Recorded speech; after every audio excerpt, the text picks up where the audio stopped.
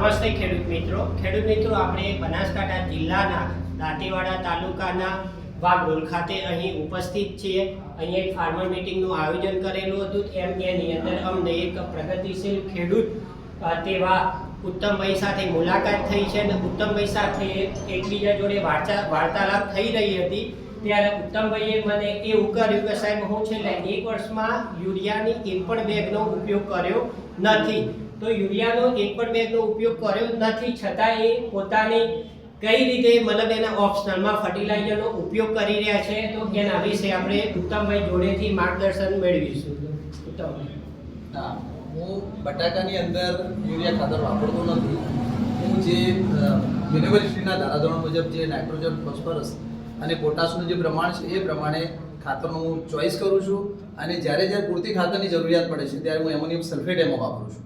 અને ammonium sulphate સાથે સાથે હું ઉપરના સ્પ્રેમાં પેલા લિક્વિડ ફર્ટિલાઇઝર જે આવે છે એ હું સ્પ્રે કરું છું અને એ વાપરું છું અને એનાથી રિઝલ્ટ મને ખૂબ સારું છે।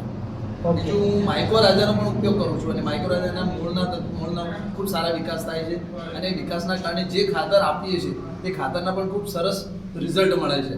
અને એના કારણે મને યુરિયા બિલકુલ ન વાપરવાથી એનો કોઈ ફરક લાગતો નથી, પણ ગ્રોથ સારો અને સરસ મજાનો થાય છે। મગફળીમાં પણ હું યુરિયા નથી વાપરતો બિલકુલ।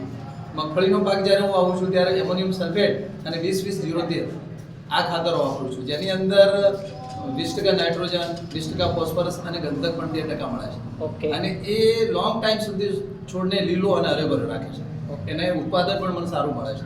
એટલે મેં યુરિયા બિલકુલ ન વાપરવાથી જે નુકસાન કે જશે કે ઓછું પાકશે એવું કશું થતું નથી, પણ પાક સારો અને સરસ મજાનો થાય છે। ઉત્તમભાઈ, તમે યુરિયા વાપરતા હતા અને યુરિયાની જગ્યાએ એમોનિયમ સલ્ફેટનો ઉપયોગ કર્યો, તો યુરિયા અને એમોનિયમ સલ્ફેટમાં તમને કઈ રીતનો ફરક લાગ્યો ઉત્પાદનની અંદર? ઉત્પાદનમાં કંઈ ઓછું થયું નથી મારે।